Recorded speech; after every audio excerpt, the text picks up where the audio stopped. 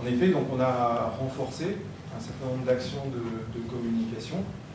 Donc on en cite deux qui sont ici. Alors le livret d'accueil, c'est quelque chose qu'on a mis en place il y a, c'est pas en 2015, mais il y a 4 ou 5 ans. Vous savez, ou ceux qui ne savent pas vont savoir dans 2 secondes, on élit régulièrement nos délégués.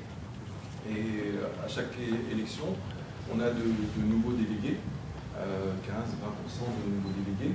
Donc on avait mis en place il y a quelques années un livret qui rassemble un certain nombre d'informations sur ce qu'est la mutuelle, sur ce qu'elle propose, sur son aspect réglementaire. Donc tout un ensemble d'informations assez pratiques et de base sur lesquelles les délégués peuvent s'appuyer pour compléter leur formation ou leur information et mener à bien la mission qui leur est confiée par les adhérents.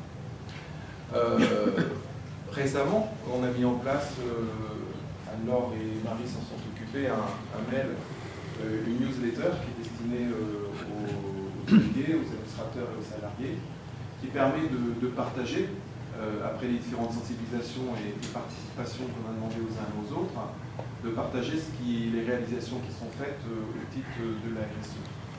Je rajouterai dans les réalisations qu'on a faites en termes de communication depuis 12 à 18 mois, une brochure par exemple sur la mutuelle, pas à vocation commerciale, mais une brochure qui nous permet de présenter la mutuelle et je vais encore parler de valeurs, mais qui permet de rappeler les valeurs qu'elle porte et de préciser ce à quoi elle est attachée dans sa gestion et dans la mise en place de ses offres et dans la stratégie qu'elle conduit.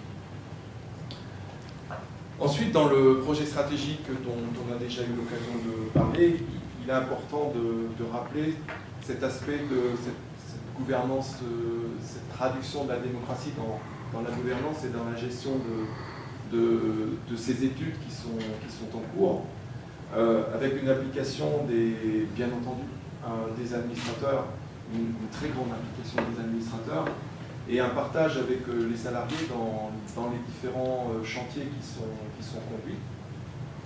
Et un partage également dans la communication avec les délégués, mais surtout, ou aussi, je ne sais pas si je veux dire surtout, les salariés, dans la mesure où ce sont des chantiers qui sont en train qui visent à préparer l'avenir de la mutuelle, à construire, à asseoir l'avenir de la mutuelle.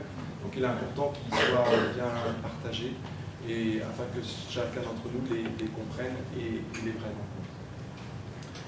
Donc on va peut-être terminer sur quelques actions qui se sont déroulées sur l'année 2015. Marie-Jo va vous les détailler.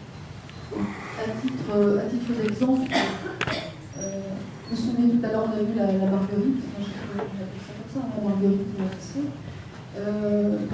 Qu'est-ce qu'on a fait par rapport à nos adhérents? Ce qui spécifie nos consommateurs, nos clients, on va plutôt parler de nos adhérents. Nous avons mis en place le service assistance santé, qui est une prestation d'assistance intégrée dans nos offres, dans les offres contrats collectifs et contrats individuels, les BABO, la gamme des BABO, avec des niveaux d'assistance fonction justement des différents produits. On va évoquer la prévention. À partir de l'arrivée de Marie, à partir d'avril, on a réfléchi à mettre en place des événements. Et en fait, 4 événements ont été montés sur le dernier semestre, avec l'aide des associations de retraités, la DREP, le CARA, avec aussi les représentants des entreprises adhérentes, avec également la mutuelle Île-de-France pour 2 événements qui ont eu lieu à Bois-Colombes, l'une pour les salariés d'IBM France, l'autre pour les adhérents individuels. Et puis avec la mutualité française de la région PACA pour 2 événements qui ont eu lieu également pour les actifs et pour les individuels sur la ville de Nice. C'était la première fois que nous faisions ce type d'événement, organisation comprise. Et ma foi, encore une fois, écoutez, aller vers nos adhérents est quelque chose d'extrêmement enrichissant Déjà, on se rend compte éventuellement du gap, mais aussi la reconnaissance qu'ils peuvent avoir dès lors que on leur apporte de la valeur.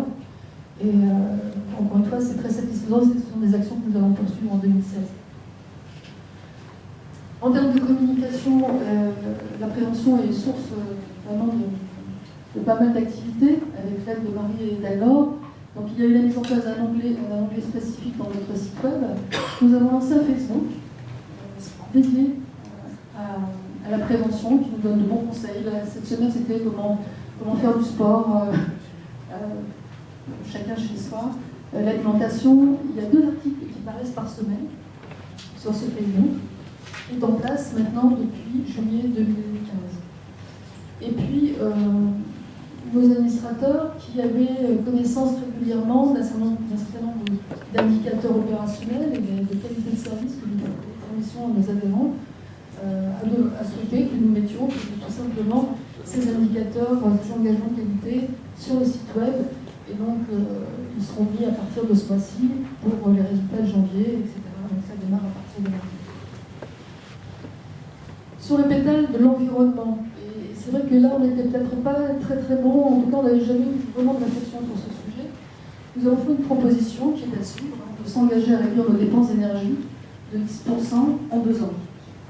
On a également fait un effort assez conséquent qui a un impact certes sur le bilan carbone, mais aussi sur l'aspect financier. On a fait des économies. On a réduit de façon très conséquente nos déplacements. Nous avons des déplacements, bien sûr, qui sont mensuels avec des commissions, des conseils d'administration et moins fréquemment des assemblées générales. Donc là, ça se fait vraiment face à face. Par contre, toutes les autres réunions, et toutes les réunions, notamment toutes les réunions associées au chantier CAP 2017, sont menées par téléphone. Comme disait Jean-François tout à l'heure, il y en a un certain nombre, on n'a pas refait le compteur en 2015, ce sera un rapport prochain. Mais ça a été, on s'y habitue, et ma foi, on ne s'en porte pas plus mal. On est informé, on sait participer par téléphone.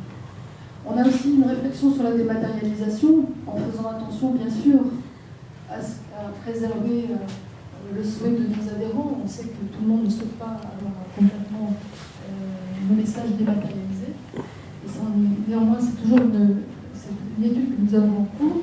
Et puis, bon, un petit clin d'œil, nous avons fait une carte de vœux dématérialisée avec le logo RSE en fin d'année à destination de nos adhérents.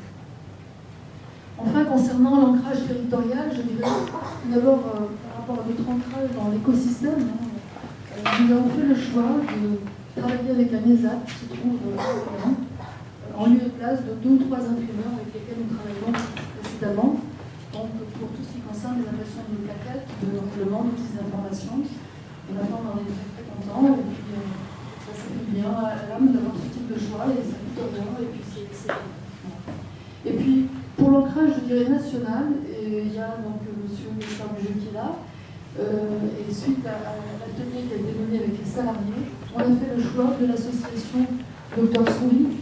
Alors, on en parlera tout à l'heure. On va dire simplement que ce choix est associé à des valeurs et à des éléments qui nous sont chers, la santé, l'enfance, et puis la communication, on en reparlera tout à l'heure avec l'association. Alors je vais terminer sur peut-être ce que nous ferons en 2016. Vous voyez que ça ne s'arrête pas, c'est pas quelque chose que l'on transforme en petit morceau, il y a une continuité, donc on va continuer bien sûr à intégrer, à faire en sorte qu'on ne se pose même plus la question, que ce soit naturel de réfléchir à tel ou tel pétale de l'IRSO en 2016. Et puis on a l'objectif en décembre 2016 de faire une évaluation ISO 26000. Je ne sais pas si notre évaluateur est là. Je ne sais pas si c'est arrivé. Donc, en tout cas, on a fait le choix de notre évaluateur. Et ça se passerait donc en décembre 2016. Voilà.